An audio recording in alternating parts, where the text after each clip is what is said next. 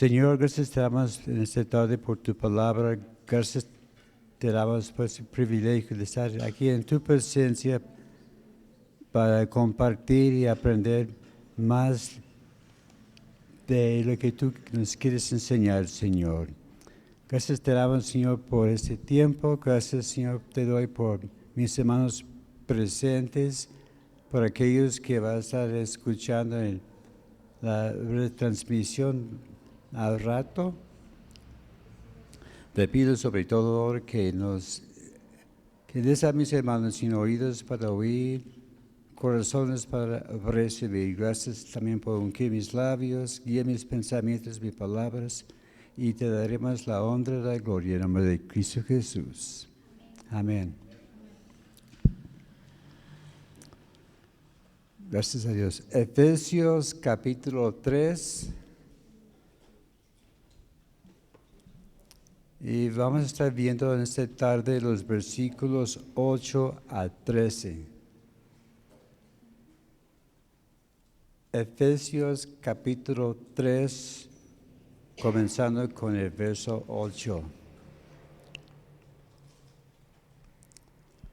Sí, vamos a continuar con nuestra aventura, ¿verdad?, en esta epístola.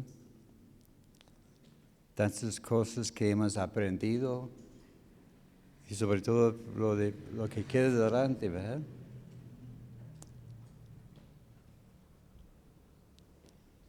Dice en el versículo 8, a mí que soy menos que el más pequeño de todos los santos, me fue dada esta gracia de anunciar entre los gentiles el evangelio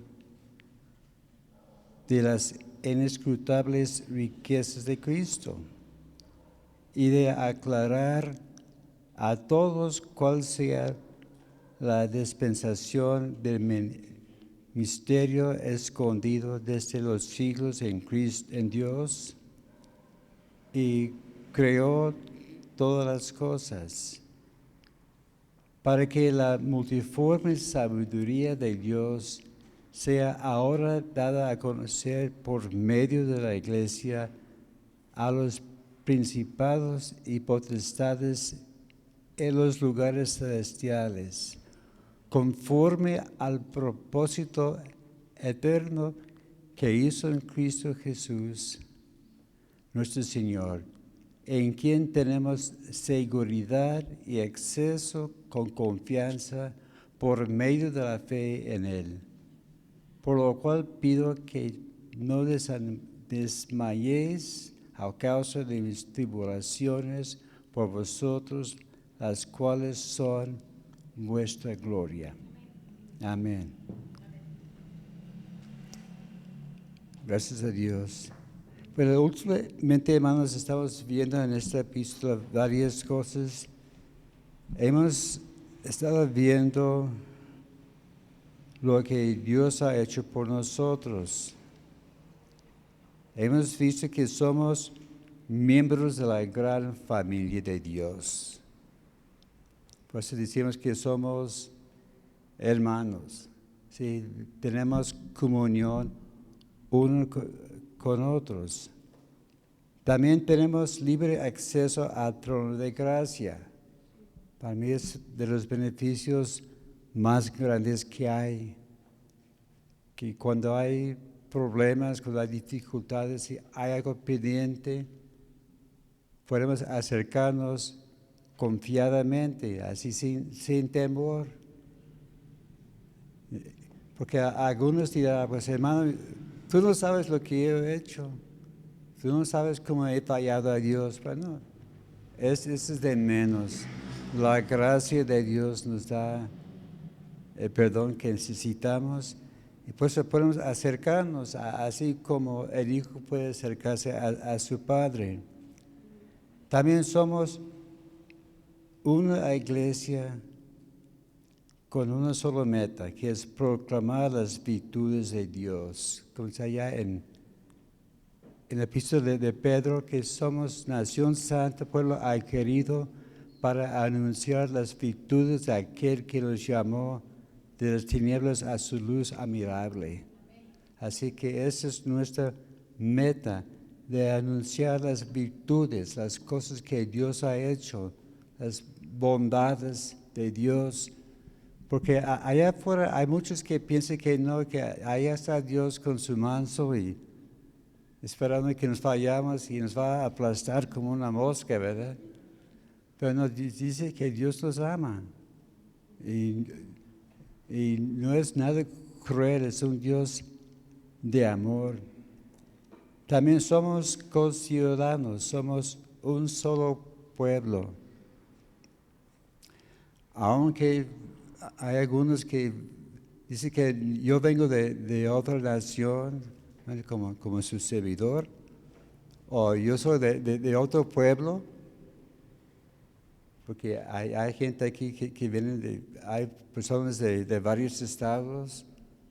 Tapatíos son pocos, ¿verdad? Porque casi todos aquí en Guadalajara son de otras partes de la República o otras partes del mundo. Pero en Cristo somos un solo pueblo, ¿verdad? Así que somos miembros así. Somos edificados como un templo santo para Dios.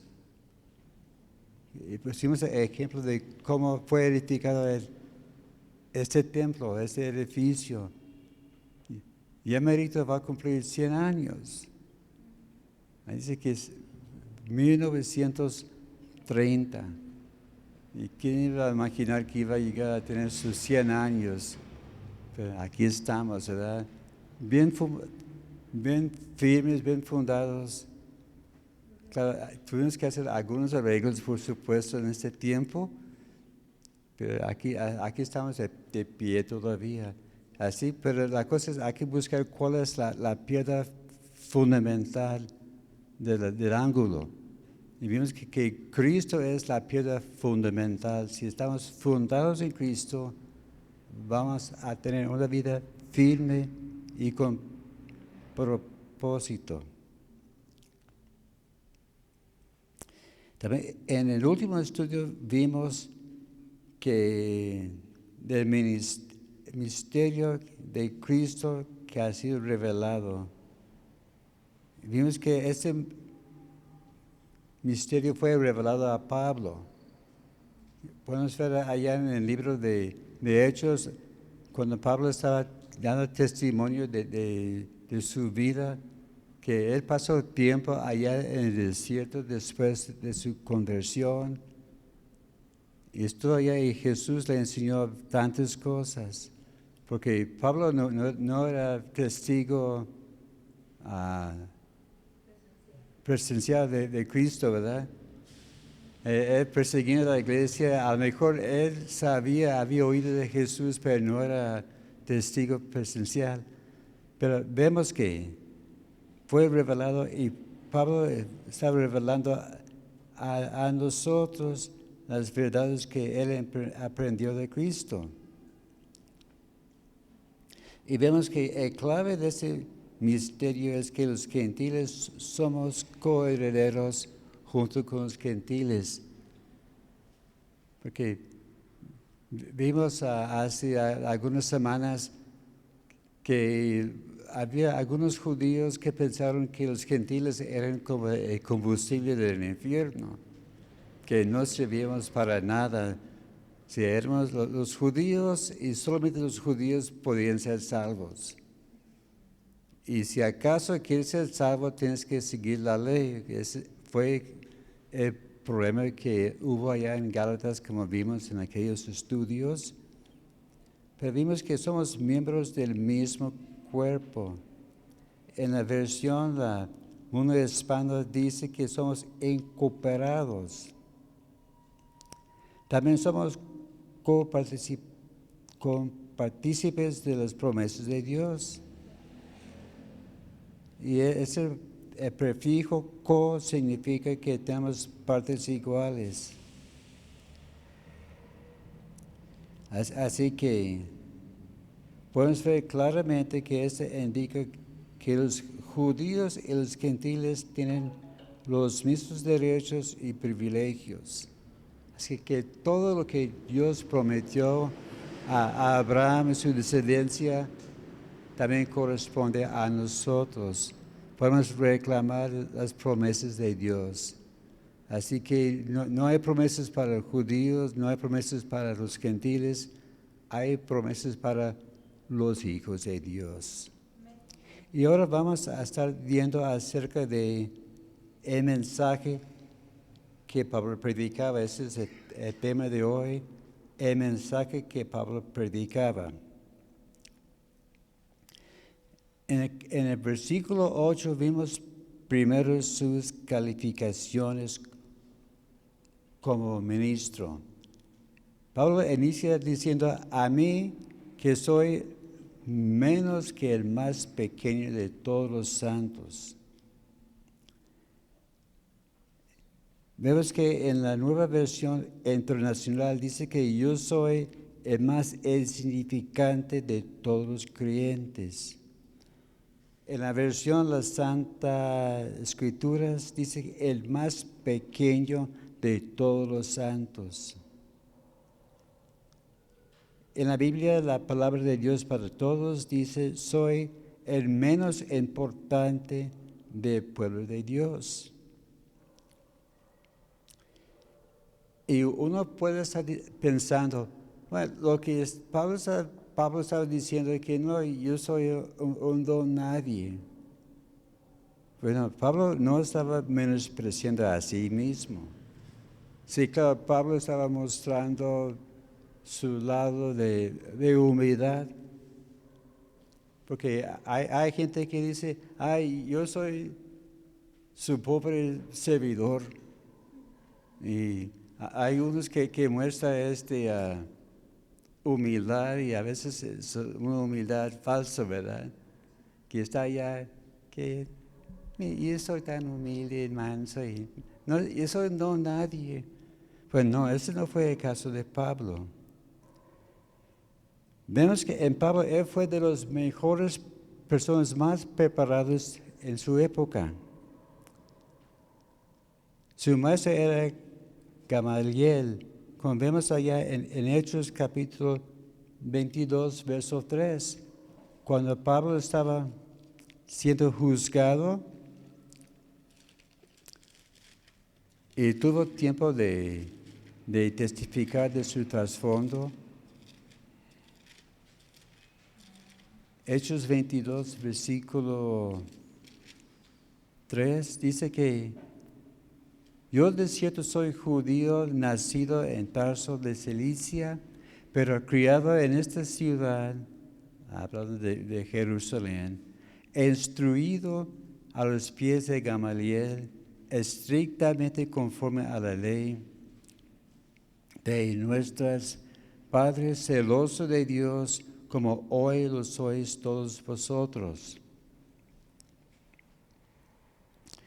Gamaliel, ¿quién fue Gamaliel?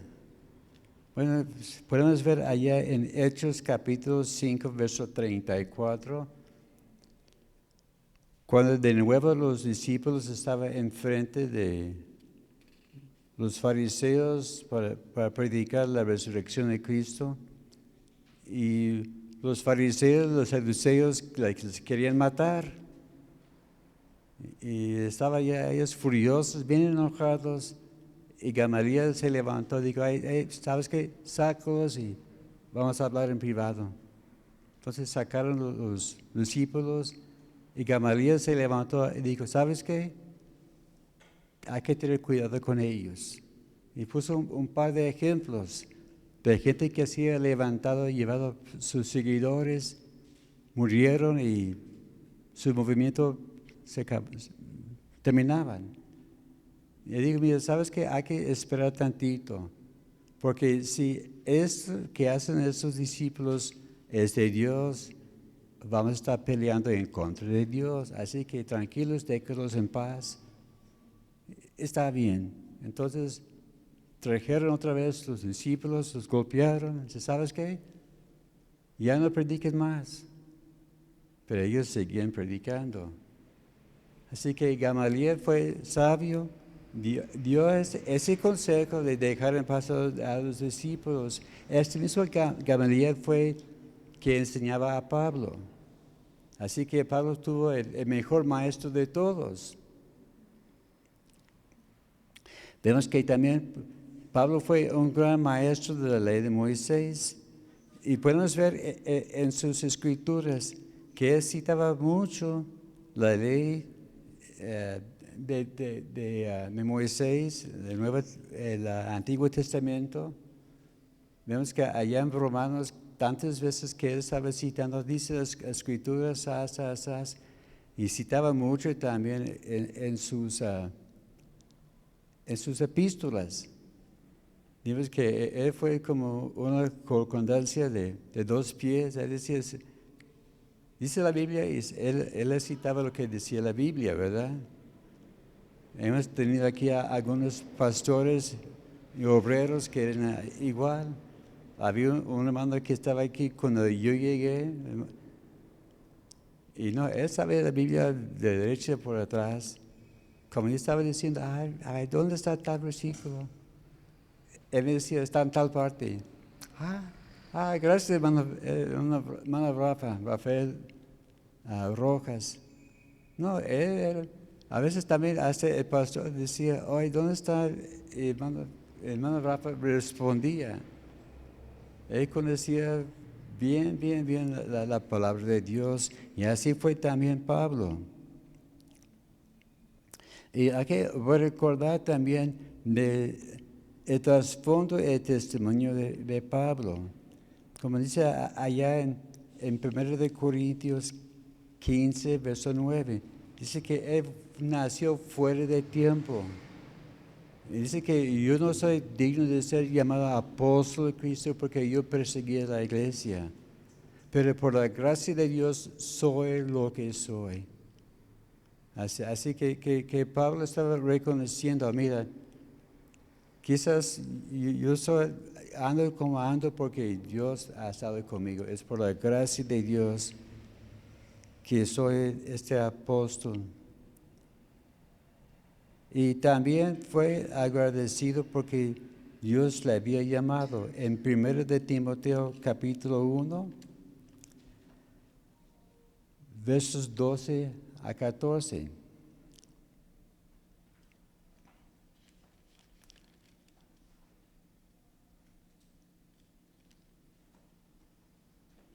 Primero de Timoteo 1, 12 a 14.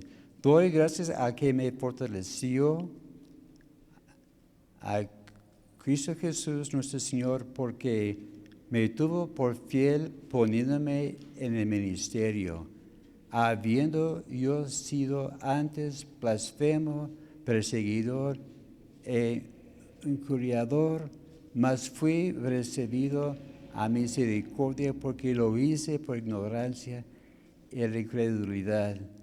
Pero la gracia de nuestro Señor fue más abundante con la fe y el amor que es en Cristo Jesús.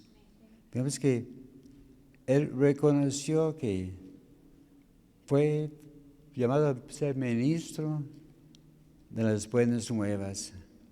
Y podemos ver que, o testificar todos, si somos honestos, que es por la gracia de Dios que andamos como andamos. Como dije, si me hubieras conocido cuando era chavillo, me temblaba la mano. Tuve que me poner enfrente de la gente y parecía como un vibrador. Tenía la hoja en la mano y parecía que estaba moviendo una bandera, ¿verdad? Pero gracias a Dios por su gracia logré pasar todo esto, y por la gracia de Dios estoy donde estoy, por su gracia. Hay que pensar, dice que yo fui llamado a ser ministro. Cuando oye la palabra ministro, ¿cuál es la primera cosa que le llega a la mente? Si uno dice, yo soy ministro,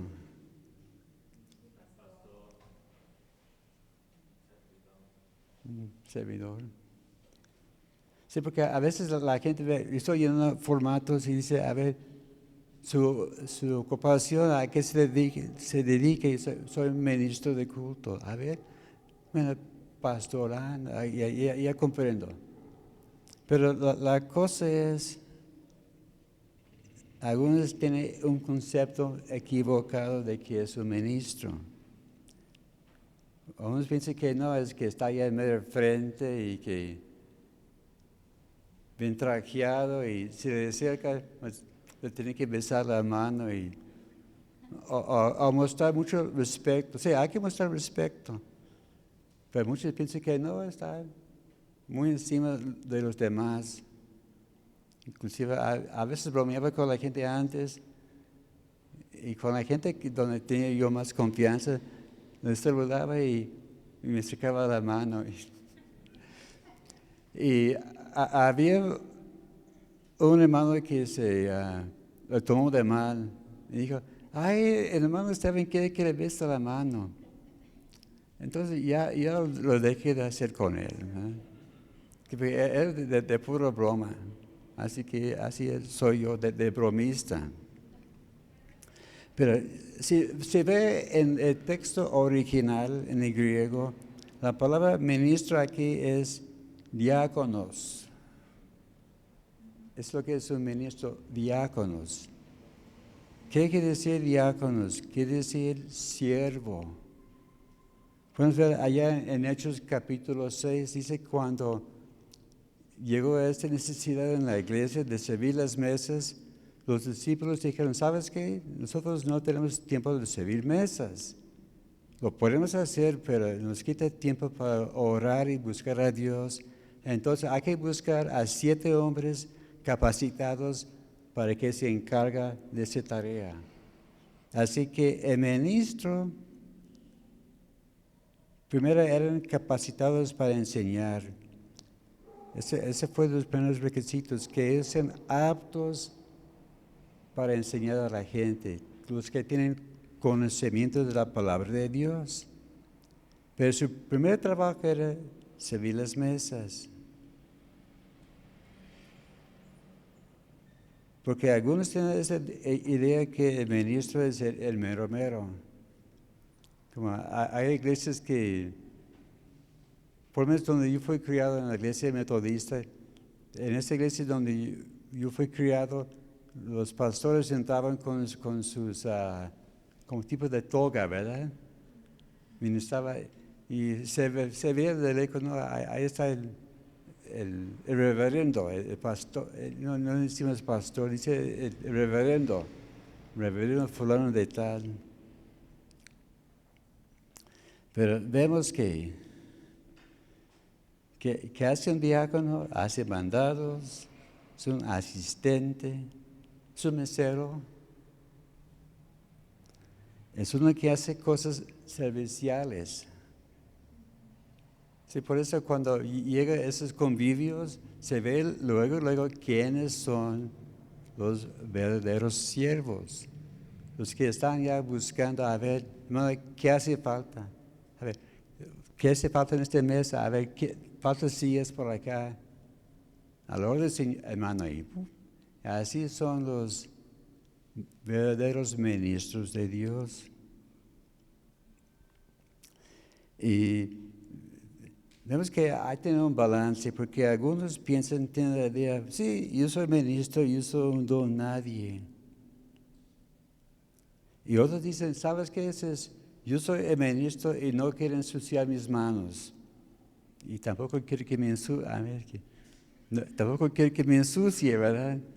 Entonces, mire, me costó mucho llevar este saco a la tintorería, así que no se me acerque, ¿verdad? Pero es diferente. Como en el caso de su servidor, yo llegué aquí, tenía 21 años y como 10 días, apenas había cumplido 21 años cuando llegué aquí al Centro de Fe. Y yo vengo aquí para hacer grandes cosas.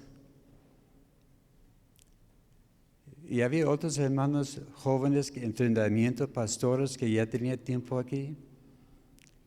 Éramos como 6, quizás 8, no recuerdo exactamente. Y me dijeron, ay hermano, ¿sabes qué? Hay que hacer eración de templo. Era el piso de cemento, no era así. Ahorita está en la gloria. Antes era el piso de cemento. Sí, el hermano pastor me recuerda cómo era antes. Y cada quien hacía su parte. Algunos con sus trapeadores limpiando y barriendo, otros trapeando. Y a mí me dieron una franela. Hermano, limpia las bancas. Había 60 bancas en ese entonces. Nomás en 3 secciones aquí en medio. Luego abrimos de este lado, luego de aquel lado. Llegó a tener 100 bancas. Y yo bueno, ni modo, ya con el franela pasando, limpiando de la parte de atrás, los asientos de las bancas. Así yo aprendí a servir. No, yo resistía mucho al principio, pero luego me di cuenta, si no lo hago yo, a mí me van a echar la culpa. Y si están sucias las bancas, a ver, ¿a quién vamos a culpar? Esteban, a él le tocaba. Entonces, aprendí bien. También hubo una ocasión cuando batallamos muchísimo con agua entrando aquí en el templo. No sé dónde filtraba, pero entraba mucha agua. Estamos batallando con trapeadores, con escobas, tratando de sacar el agua. Y acá enfrente había un desagüe donde uno puede sacar el agua. Y por allá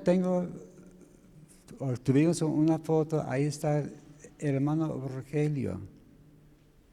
Así con una pala, y él estaba empujando el agua con una pala.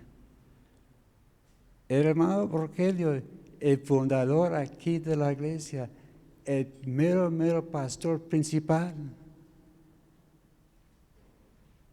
haciendo limpieza. Puso el mejor ejemplo. ¿Quién puede ser mejor, verdad? Si el mero está capaz de hacer esto, ¿quién somos nosotros de no seguir su ejemplo? También otra tarea de Pablo, dice que fue el más pequeño y fue dada la gracia de anunciar entre los gentiles el evangelio de las inescrutables riquezas de Cristo. Vemos que las riquezas de Cristo tienen mucho valor.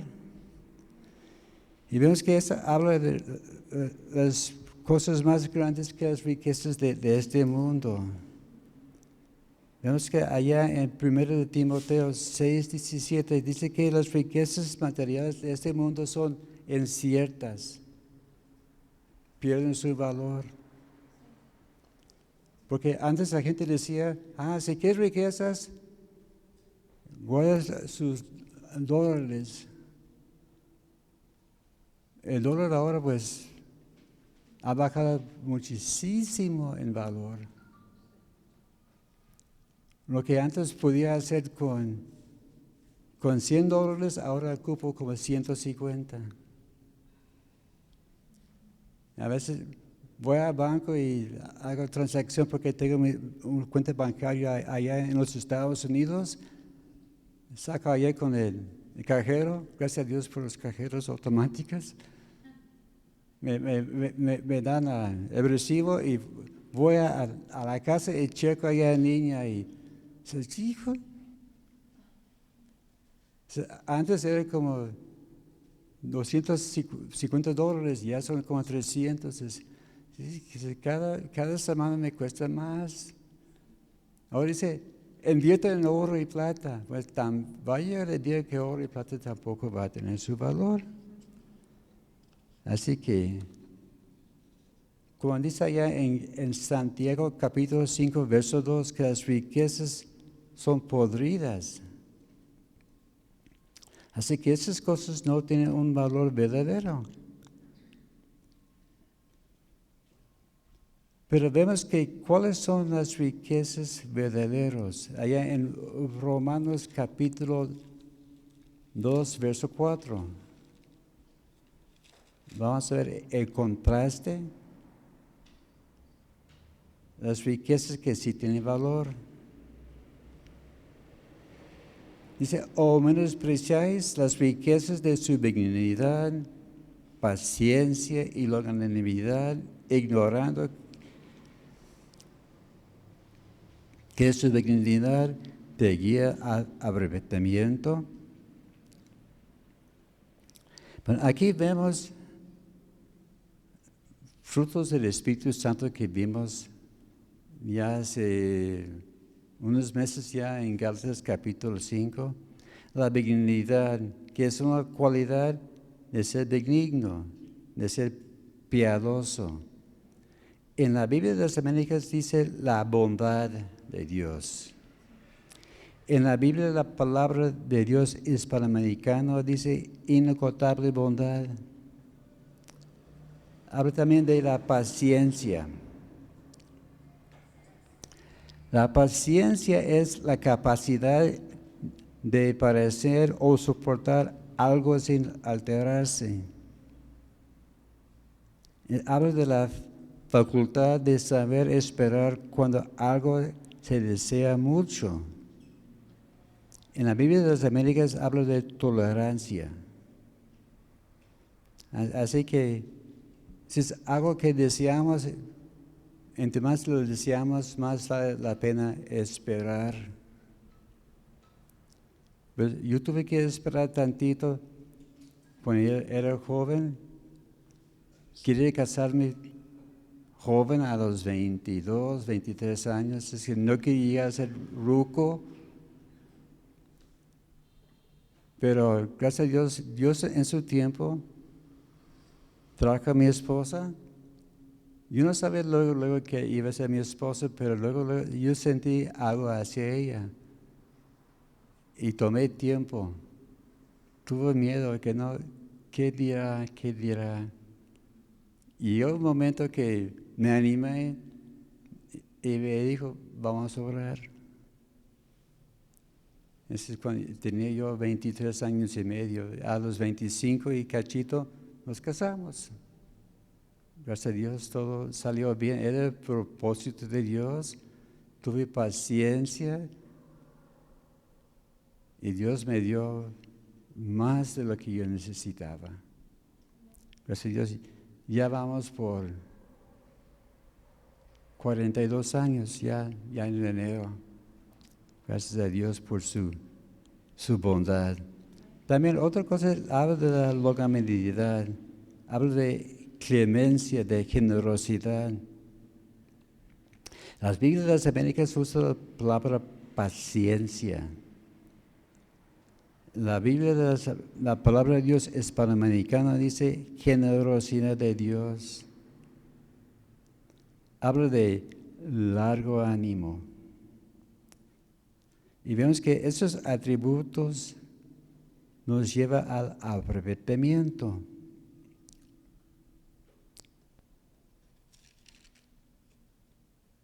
También volviendo otra vez a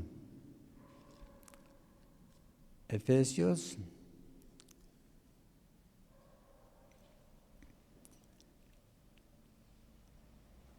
Habla de la sabiduría y ciencia de Dios. Allá en Romanos 11:33, habla de la importancia de la sabiduría en nuestra vida. Romanos 11:33. Oh profundidad de las riquezas de la sabiduría y de la ciencia de Dios. cuál insonables son sus juicios, inscrutables sus caminos. Vemos que la sabiduría y la ciencia de Dios es algo que necesitamos todos los días. Sí, por esto me hace interesante que en el libro de Proverbios hay 31 capítulos en este libro. Un proverbio del día, ¿verdad? Así como uno toma sus vitaminas todos los días, bueno, agarra tu vitamina de Proverbios y lo toma en la mañana, ¿verdad? Y se va a guiar. Y es interesante también, muchas veces lo que vemos en los proverbios del día nos ayuda a enfrentar cosas que vamos a ver en el día que estamos. Y vemos las definiciones de los dones del Espíritu Santo. Sabiduría es qué hacer. Ciencia, la palabra clave es qué. Y vemos que esa sabiduría y conocimiento de Dios sobrepasa nuestro entendimiento. Como decía ya que lo más sabio de Dios, lo más sabio del hombre es locura para Dios. Así que la sabiduría de Dios está más allá de nuestro entendimiento, pero Dios nos va a revelar lo que necesitamos. Vemos también de la gracia de Dios, allá en Efesios 1:7, que habla que en quien tenemos redención por su sangre, el perdón de pecados según las riquezas de su gracia. La gracia es el favor no merecido de Dios. Y también Pablo está diciendo que estas cosas son inescrutables, que habla que no puedes saber ni averiguar. Allá en el libro de Proverbios, libro de Job, capítulo 5, versos 8 y 9, dice que las cosas de Dios son inescrutables. En el Salmo 145, verso 3, dice que la misericordia de Dios es inescrutable, que no tiene medida. Que la tercera cosa que Pablo se estaba enseñando aquí es que él fue llamado para aclarar la dispensación del ministerio escondido. Allá en el versículo 9 de nuestra lectura. La palabra aclarar en el original, en el griego, es fotizo, así como foto, ¿verdad? Esa palabra significa brillar, iluminar, hacer para que uno vea. En la Biblia de las Américas dice sacar a la luz. También la nueva versión internacional dice hacer entender. La Biblia, la palabra hispanoamericana dice mostrar a todos. Y habla de la dispensación del misterio. Habla de propagar, distribuir y ministrar.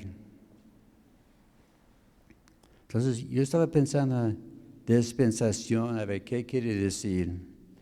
Entonces, saqué el famoso, la Biblia, el diccionario de la Real Academia. Se tengo allá en mi celular. A ver, estaba checando, a ver, dispensación. Acción y efecto de dispensar. Gracias.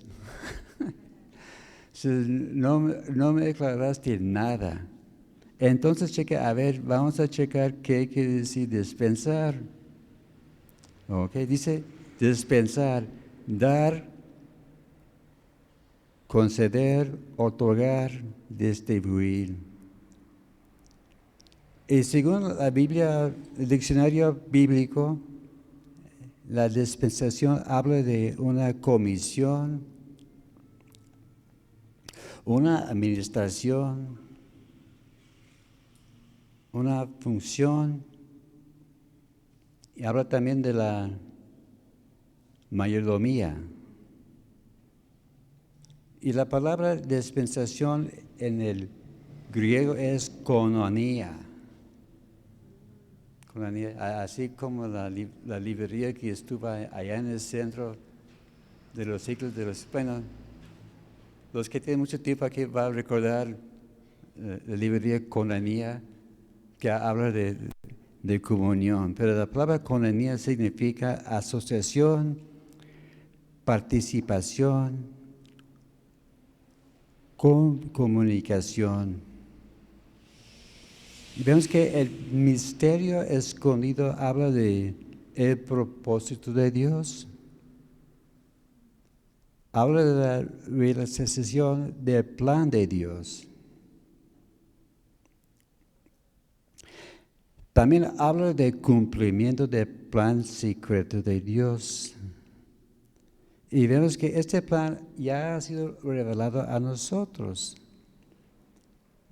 Y ese plan es el gran amor de Dios para todos. Así como iglesia tenemos nosotros dos papeles principales. Ser receptor de mensaje y transmitir el mensaje. Es que el receptor recibe el señal y el Espíritu Santo nos revela el mensaje y recibimos el mensaje. Y en cuanto a transmitir, el transmisor envía el señal. Nosotros compartimos el mensaje recibido y somos los voceros de Dios en este mundo. Es como el radio. Aunque no ve, en este lugar hay decenas y decenas y decenas de señales de radio. Estaba preguntando al pastor y hermano Gerardo, ¿cuántos difusores hay en Guadalajara? Bueno, uno puede checar en su celular que tiene radio, hay como 15 o 20 de puro de FM. De AM son otros tantos. Y yo puedo distribuir a cada persona aquí un radio y cada quien puede sincronizar una difusora. Pero la cosa es que cada quien va a recibir señales de diferentes difusoras.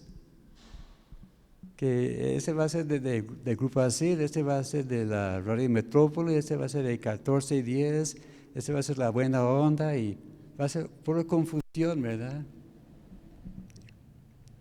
Aunque el mismo aparato, pero cada quien sincronizado en otras frecuencias. Pero la cosa es, sin el aparato no hay recepción. Ahora no captamos porque no tenemos radio. Pone aquí el radio, ahí está el señal. Así somos nosotros, somos como ese radio. Pero para recibir la señal correcta hay que estar en la frecuencia correcta. Como allá en la casa casi siempre estamos escuchando Radio Metrópoli, así pasará tantas noticias y nos gusta la programación. A veces llega el nieto y él va moviendo el radio y lo prendo, ay, ese no es mi difusora y tengo que ver dónde está. Y lo encuentro rápido. Pero también así, igual nosotros tenemos que recibir la frecuencia correcta del mensaje de Dios. Y ya que tenemos este mensaje, hay que transmitir lo que Dios nos ha dicho.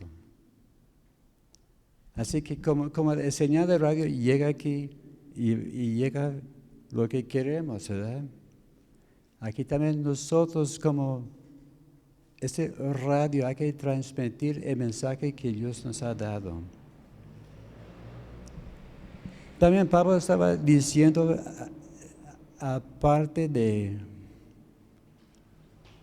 ser transmitores de la palabra de Dios, tenemos la multiforme sabiduría de Dios. Que la multiforme habla de muchas facetas. En el griego la palabra es poikilos.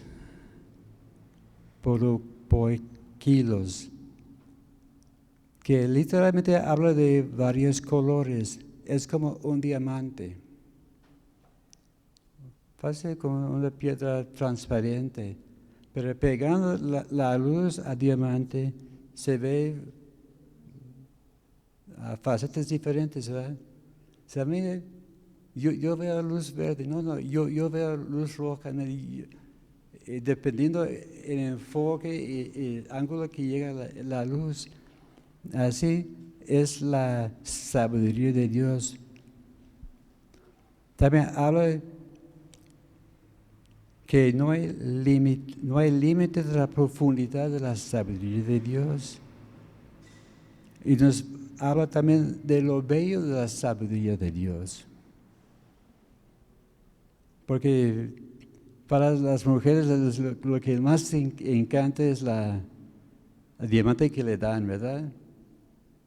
El anillo de compromiso y algunos quieren una piedrota bien grandota, aunque sea pequeño, les encanta, ¿verdad? Porque es una muestra del amor, la grandeza del amor del novio. Y así también es la sabiduría de Dios, como es el diamante. Y vemos que esa sabiduría multiforme ha sido revelada a la iglesia. Y el propósito es para que la iglesia divulgue el mensaje. También nuestro papel principal es hacer notorio o manifestar la sabiduría de Dios. También Pablo en el versículo 10 estaba hablando de los principados y potestades, que habla de los ángeles. En los lugares celestiales, que habla del cielo. Y vemos que los ángeles vigilan sobre la palabra. Es que los ángeles estaban viendo que se cumple la palabra de Dios y los propósitos de Dios. Y nosotros somos responsables de anunciar este mensaje. Dios pudo haber escogido un ángel para evangelizar al mundo. Como Él mandó el ángel Gabriel para anunciar a Elizabeth el nacimiento de Juan el Bautista, y también lo mandó a María para anunciar la venida de Jesús. Él pudo mandar a Gabriel o cualquier ángel para anunciar a la gente, arrepentirse, Cristo ya viene. Pero dice, ¿sabes qué? Yo quiero que mis hijos divulguen ese mensaje. Es un privilegio grandísimo que tenemos, hermanos, para anunciarlo. También en el versículo 11 habla que es de la conforme al propósito eterno de Dios. El propósito eterno de Dios es el plan de salvación. La Reina Valera antigua dice la determinación eterna. La versión Dios habla hoy dice de acuerdo con el plan eterno. La palabra hispanoamericana dice según el proyecto desde la eternidad.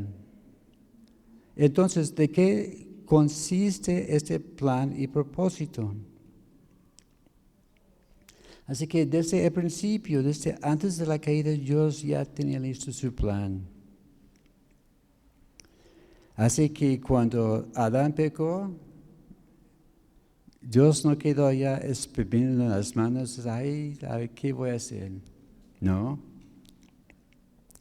Ya tenía puesto el plan listo, ¿verdad? Sí, Dios en su infinita grandeza y sabiduría sabía que Adán y Eva iban a fracasar. Así que cuando dijo Adán, ay Señor, si comí de fruto, y Dios no dijo, "Ah, no me digas", no, Dios sabía, saber, Adán, ¿dónde estás? Y no es porque Dios no sabía, Él quería que Adán reconociera su error. Así que el propósito de Dios estaba ya en lugar. Y el plan es que todos sean alcanzados. Dice, como de tal manera amó Dios al mundo, que ha dado su Hijo unigénito. Así que Dios ya tenía todo listo. Como hay un canto que dice, todo aquel que quiere, puede. Todo aquel que quiere puede ser parte de la familia de Dios. Así que la cosa es que toda persona tenga la oportunidad de escuchar el mensaje. Así que la gran pregunta es, ¿cuántos quieren que Jesús venga? Ya, estamos esperando, ¿verdad? Pero mientras que hay naciones que no alcanzados, no puede venir. Allá en Mateo 24:14 dice que esta palabra será predicada a todas las naciones, entonces vendrá el fin. Y nación no es una cosa geográfica como pensamos. Una nación, México, allá de California por el Río Bravo hasta finales allá pegados a Guatemala, es México. No, en México hay arriba de 200 naciones. Aquí en Jalisco hay varias naciones, los huicholes y ¿cuáles más? Allá en el norte hay los Kikupú, allá en Oaxaca hay un sinnúmero de naciones, huicholes y olmecas, ¿no? En Hidalgo, ¿verdad? No, y entre cada grupo hay divisiones, subgrupos. Pero Dios quiere que cada pueblo, cada persona pueda escuchar el mensaje de Dios. Y vemos que este plan fue cumplido en Cristo Jesús. Y es por eso que Cristo vino al mundo, ¿verdad? Comienza ya en Juan 4:34, que yo vine para hacer la voluntad de mi Padre. También en el verso 12 y 13 dice que tenemos la seguridad y acceso. Tenemos seguridad en Cristo, que habla de franqueza, de seguridad y claridad. Claridad de la salvación, que podemos acercarnos al trono de gracia. Algunas versiones, en lugar de seguridad, hablan de libertad. Y vemos que cuando hay seguridad, hay libertad. Dice que, quiere decir que con Dios, con esa confianza no hay temor ni miedo. Tenemos acceso a la presencia de Dios, es la misma seguridad que nos da confianza.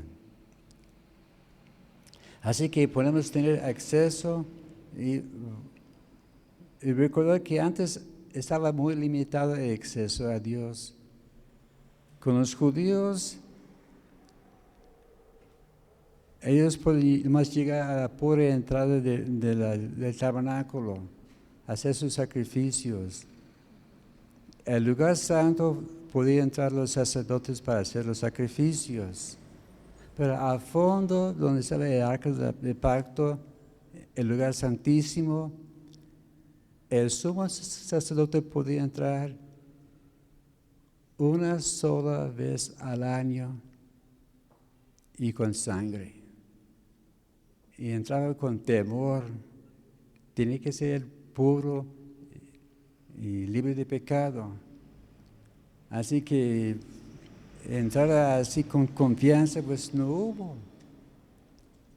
Pero cuando Cristo murió, dice que fue rascado de arriba para abajo la vela que separaba el lugar santo del lugar santísimo, y ahora tenemos todos libre acceso a esta presencia. Amén. Comienza allá en Hebreos capítulo 10, verso 36, que podemos acercarnos con confianza, porque grande es el galardón que Dios tiene para con nosotros. Y para terminar, en el verso 13 vemos otra vez esta frase, por lo cual. Aquí estamos viendo que estamos ya concluyendo este punto. La próxima semana, por primero Dios, vamos a estar viendo la continuación de la oración de Pablo. Pero dice que por lo cual, él dice primero, palabras de ánimo, no desmayarse. Allá en Isaías 41, 10 dice que no desmayes, estoy contigo, no desmayes. Te voy a esforzar siempre, te voy a ayudar, te voy a sostener siempre. Tremendas promesas que Dios siempre está con nosotros y que aunque estemos débiles, nos va a levantar. En Lucas 18, verso 1, Cristo les enseñaba sobre la importancia de orar y no desmayar. A veces nos desmayamos porque nos hemos faltado la oración. Pues hay que estar constantes, así, insistiendo, entrando en la presencia de Dios para agarrar las fuerzas que necesitamos. Pablo también estaba diciendo, recuerda de mis sufrimientos. Porque algunos quizás estaban desmayados oyendo de que Pablo estaba preso, que Pablo estaba sufriendo. Pero Pablo dijo, no te preocupes, Dios está conmigo. Allá en Hebreos capítulo 13, verso 3, dice, recuerda a los presos. Hay que recordar que hay mucha gente en el mundo encarcelados por el Evangelio. Si por allá tenemos una mapa de los países más perseguidos, y no puedo decir si es honor aquí, pero México está en esta lista de los 50, ¿verdad? Quizás a la mera cola de la lista, pero también hay sufrimiento en México para los que predican la palabra de Dios. Hay que recordar a aquellos hermanos. Hazte cuenta que estás allá con ellos. El Señor, ayuda, fortalece mi hermano. Y sobre todo en los países islámicos, ¿sabes? Donde está peor la situación. Y también hay que, cuando a nosotros nos toca sufrir, vamos a querer que la gente ore por nosotros, ¿verdad? Ahora decimos, pues no, todo tranquilo, yo no tengo ninguna preocupación. Pero cuando llegue el momento de calor, y va a quedar, hermano, que alguien que ore por mí, bueno, ora por tu hermano, y cuando llegue el momento, aquel hermano va a estar orando por ti, ¿verdad? Así que va por ambos lados. Y vemos que el sufrimiento de Pablo fue para el beneficio de ellos. Ellos recibían muchos beneficios. Y vemos que el sufrimiento trae gloria. Y la gran pregunta, ¿Estás dispuesto a pagar el precio? Ahora decimos, yo sí, ¿verdad? Pero hay que pensar, puede ser que va a llegar el momento que ese va a ser nuestro mayor tesoro. Como vimos en los reportajes que nos compartimos los días de domingos de misiones, hay lugares como allá en China que esa Biblia se va a compartir entre cientos de personas, cada quien tiene una página.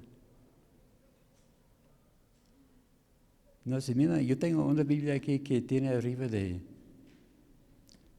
1000 páginas. Inclusive tengo diccionario, concordancia, tengo todo. Pero puede llegar el día que, ¿sabes qué es? Todo aquí tiene. O ¿sabe qué? Mira, aquí está mi Biblia. Pues puede ser que la van a bloquear. No sabemos. Pero hay que estar ya preparados, ¿verdad? Y como dijo Pablo, todo esto es para la gloria de Cristo, que Cristo sea glorificado en nuestras vidas. Amén. Señor, gracias te damos, Señor, por tu palabra, por esas lecciones. Gracias te damos, Señor, por el mensaje que tú dices a Pablo que también lo pasó a nosotros. Y pedimos, Señor, que tú nos ayudes, que podamos ser, Señor, fieles portadores de tu palabra, Señor. Gracias, Señor, porque tú nos vas a dar las palabras y pedimos que nosotros podamos ser, Señor, esos transmisores fieles para proclamar con claridad tu palabra. Señor, gracias, Señor, por fortalecer a mis hermanos. Señor, los que están enfrentando dificultades, gracias por animarlos, que pueden seguir adelante.